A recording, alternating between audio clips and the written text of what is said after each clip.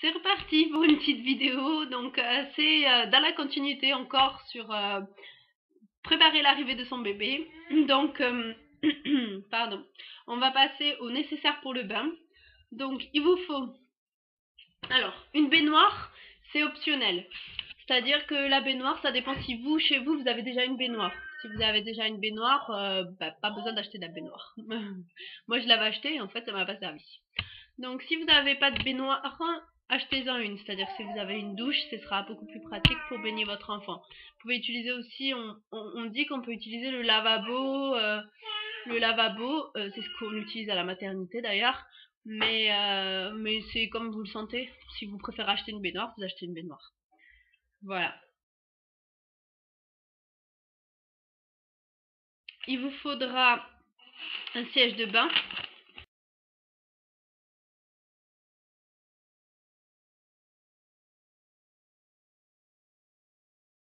Donc le siège de bain, alors pour commencer, vous avez les transats de bain pour pouvoir allonger bébé. Moi, je sais pas trop si c'est indispensable, mais je trouve quand même que c'est pratique. C'est pas indispensable, mais c'est pratique pour les premiers mois. Voilà. Pour les premiers mois, c'est quand même assez pratique pour pour baigner votre enfant. Et plus tard, vous achèterez un anneau de bain quand il saura s'asseoir. Mais ça, c'est vraiment plus tard. Ensuite, il vous faut un thermomètre de bain pour toujours vérifier la température de bébé. Donc, la température du bain de bébé. Donc, au début, ça sera 37 degrés. La température du bain. Il vous faut des serviettes de toilette et gants de toilette. Donc, les serviettes de toilette, elles sont comme ceci. Comme ça, hop. Avec en haut un endroit pour glisser la tête de bébé pour bien sécher sa tête. Je trouve ça vraiment super. Celle-ci en plus elle est doublée en haut. Ça fait que ça sèche vraiment bien. Voilà, après c'est des serviettes en coton, hein, bien sûr, au plus naturel possible, comme ça sera vraiment utile. Voilà, vous pouvez en acheter franchement, on va dire 3-4, je trouve que ça suffit. Ouais, 3 ça suffit même. Voilà, et les gants de toilette, comme ceci, un petit gant tout simple, hein, voilà, un petit gant bébé. Moi, c'était le lot en fait. C'était le lot, la serviette avec le gant.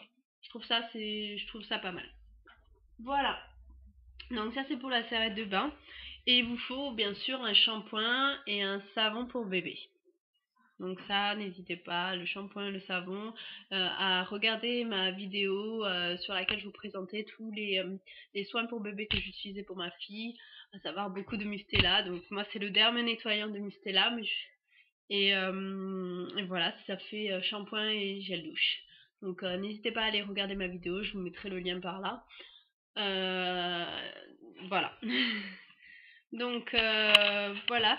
En ce qui concerne les petits jouets pour le bain, les petits jouets de bain, quand ils sont tout bébés, ça sert à rien. Voilà. Vous l'utiliserez quand il saura s'asseoir et que vous pourrez mettre plein de petits jouets pour qu'il puisse jouer, qu'il puisse taper dessus, enfin voilà, qu'il s'éclate un peu dedans.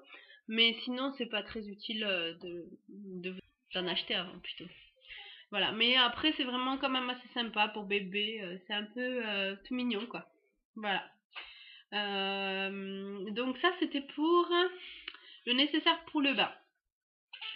Donc voilà. Je vais vous mettre les petits plus avec. Donc tout ce qui est petit plus c'est tétine, doudou. Tout ce qui est tétine et doudou, donc c'est à vous de choisir si vous voulez donner une tétine à votre enfant, vous la mettez, vous lui donnez, donc vous choisissez celle que vous souhaitez.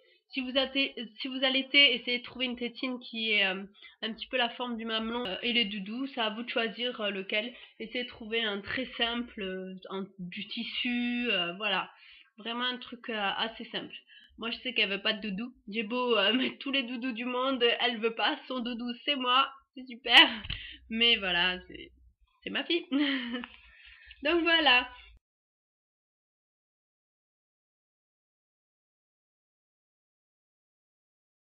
Je vais continuer avec la pharmacie de bébé. Donc la pharmacie de bébé, vous embêtez pas à acheter du Doliprane, des compresses, des choses comme ça. Quand vous allez sortir de la maternité, avant de sortir, le pédiatre il va vous faire une ordonnance avec tout ça. Donc vraiment, vous embêtez pas à aller acheter ça. Juste ce qu'il vous faut, c'est un thermomètre et un coupe-ongle à bourron. Voilà ce qu'il vous faut. Donc c'est un coupe-ongle, c'est des ciseaux quoi, des ciseaux à bourron pour couper les ongles de votre enfant. Et acheter pour les premiers mois, enfin pour le premier mois, acheter une lime à ongles. Utilisez une lime à ongles en fait pour le premier mois de votre enfant. Ne lui coupez jamais les ongles, même avec le ciseau à bourron. Vous le limez juste tout doucement, juste parce que les ongles sont très fragiles le premier mois. Et je dirais même si vous vous sentez de pas le limer, et vaut mieux pas le faire. C'est mieux d'attendre un mois, et au bout d'un mois vous lui coupez tout doucement avec le petit ciseau à bourron. Donc voilà ce qu'il vous faut. Il vous faut aussi le thermomètre. Donc le thermomètre, acheter le principal, c'est le thermomètre rectal. Ça sera la meilleure des températures qu'il pourra vous donner de votre enfant. Moi, ce que j'ai acheté également, donc en plus, c'est un thermomètre thermoflash. Donc un thermoflash sans contact, un thermomètre sans contact de Visiomed. Donc j'ai acheté celui-ci. Voilà, je regrette pas mon investissement parce que du coup toute la famille peut l'utiliser vu que c'est sans contact, c'est super hygiénique. Il n'y a pas de souci sur ça. Vous avez le petit affichage ici.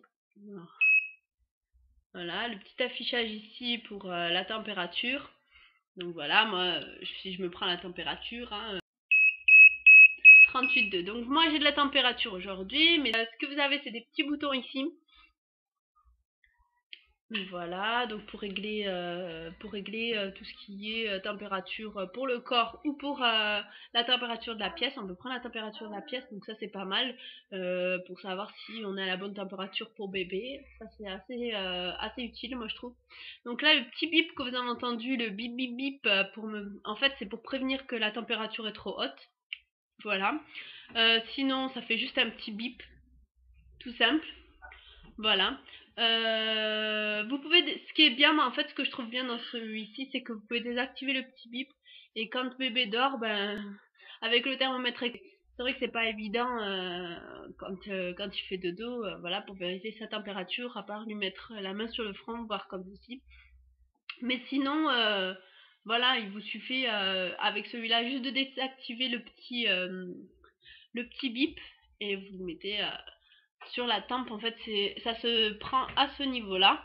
Voilà, il faut éviter qu'il y ait des cheveux dessus parce que sinon ça va faire un petit bip qui va vous dire qu'il n'a pas pu prendre la température. Voilà, donc évitez d'avoir les cheveux. Pour bébé, bon c'est très simple hein, mais sinon vous lui dégagez un tout petit peu s'il en a beaucoup, et vous appuyez juste sur ce petit bouton là. Moi je le trouve très utile, c'était pas un achat compulsif du tout. Je le recommande vivement. Après vous avez une notice à l'intérieur avec tout expliqué, mais franchement la prise en main, comme ils disent, elle est très rapide. Donc je vous le conseille vivement. Voilà, mais par contre le thermomètre rectal, c'est l'indispensable à avoir. Voilà, ce sera toujours celui-ci qui vous donnera la meilleure température. Donc voilà, donc pour moi c'est tout pour ça.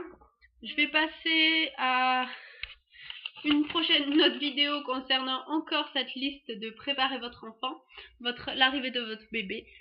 Et je vous dis à très vite. Ciao!